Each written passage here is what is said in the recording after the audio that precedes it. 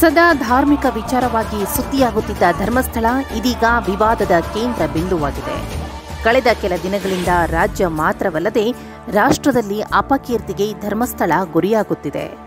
ಅದೇ ಏಕೆ ಎಂಬುದು ನಿಮಗೆಲ್ಲ ತಿಳಿದಿರುವ ವಿಚಾರ. ಆದರೆ ಇತ್ತೀಚೆಗೆ ಅದು ಜೋರಾಗಿದ್ದು, ಧರ್ಮಸ್ಥಳದಲ್ಲಿ ನೂರಾರು ಶವಗಳನ್ನು ಹೂತಿರುವ ಹಾಗೂ ಅತ್ಯಾಚಾರ ಪ್ರಕರಣಕ್ಕೆ ಸಂಬಂಧಿಸಿದಂತೆ ಭಾರೀ ಚರ್ಚೆಯಾಗುತ್ತಿದೆ. ಇದೇ ವಿಚಾರಕ್ಕೆ ಇದೀಗ ನಟಿ ರಮ್ಯಾ ಟ್ವೀಟ್ ಮಾಡಿದ್ದು ಭಾರೀ ಸುದ್ದಿಯಾಗುತ್ತಿದೆ.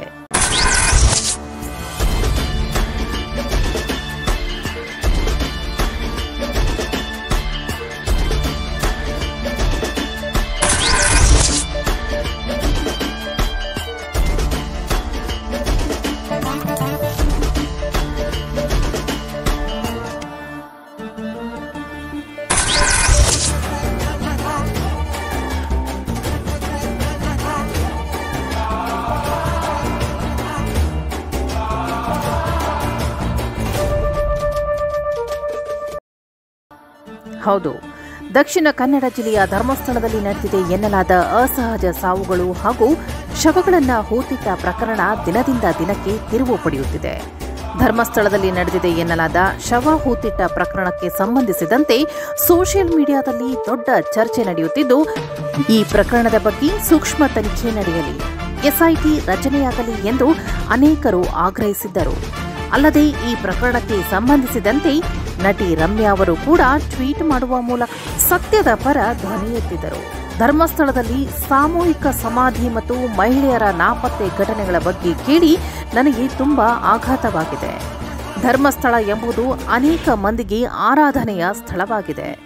ಕರ್ನಾಟಕದ ಜನರು ಈ ಪೂಜ್ಯ ಸ್ಥಳವನ್ನು ಹೆಚ್ಚು ಗೌರವಿಸುತ್ತಾರೆ. ಈ ಪ್ರಕರಣದ ಬಗ್ಗೆ ನ್ಯಾಯಯುತ ತನಿಖೆಯಾಗಬೇಕೆಂದು ನಾನು ಆಶಿಸುತ್ತೇನೆ. ನಾವು ಸತ್ಯವನ್ನು ತಿಳಿದುಕೊಳ್ಳಬೇಕು ಎಂದು ನಟಿ ರಮ್ಯಾ ಎಕ್ಸ್ನಲ್ಲಿ ಬರೆದುಕೊಂಡಿದ್ದಾರೆ. ಇತ್ತೀಚೆಗಷ್ಟೇ ಧರ್ಮಸ್ಥಳ ಭಾಗದಲ್ಲಿ ನೂರಾರು ಶವಗಳನ್ನು ಹೂತಿರುವುದಾಗಿ ವ್ಯಕ್ತಿಯೊಬ್ಬರು ನ್ಯಾಯಾಲಯದಲ್ಲಿ ಹೇಳಿಕೆಯನ್ನು ದಾಖಲಿಸಿದ್ದಾರೆ.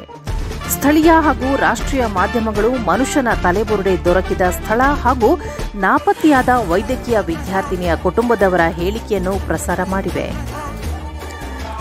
ಈ ಪ್ರದೇಶದಲ್ಲಿ ಅಸಹಜ ಸಾವುಗಳು, ಕೊಲೆ, ಅತ್ಯಾಚಾರ ಹೀಗೆ ಗಂಭೀರ ಸ್ವರೂಪದ ಅಪರಾಧ ಪ್ರಕರಣಗಳು ನಡೆದಿರಬಹುದಾಗಿದ್ದು, ಈ ಎಲ್ಲ ಸಾಧ್ಯತೆಗಳನ್ನು ಪರಿಗಣಿಸಿ ಪ್ರಕರಣದ ಸಮಗ್ರ ಮತ್ತು ನಿಷ್ಪಕ್ಷಪಾತ ತನಿಖೆ ನಡೆಸುವಂತೆ ರಾಜ್ಯ ಮಹಿಳಾ ಆಯೋಗವು ರಾಜ್ಯ ಸರ್ಕಾರಕ್ಕೆ ಕೋರಿದ್ದು, ಅವರ ಕೋರಿಕೆಯ ಮೇರೆಗೆ 4 IPS ಅಧಿಕಾರಿಗಳನ್ನು ಒಳಗೊಂಡ ವಿಶೇಷ ತನಿಖಾ ತಂಡವನ್ನು ರಚಿಸಿ ಆದೇಶಿಸಲಾಗಿದೆ. ಅದೇನೇ ಇರಲಿ, ಒಂದು ಪ್ರಸಿದ್ಧ ಧಾರ್ಮಿಕ ಕ್ಷೇತ್ರ ಇದೀಗ ವಿವಾದದ ಗೂಡಾಗಿದ್ದು, ಅಲ್ಲಿ ನಡೆದಿದೆ ಎನ್ನಲಾದ ಅಸಹಜ ಸಾವುಗಳ ಕುರಿತು ಸರ್ಕಾರ ದಿಟ್ಟ ಹೆಜ್ಜೆ ಇಟ್ಟಿರುವುದು ಪ್ರಶಂಸನೀಯ.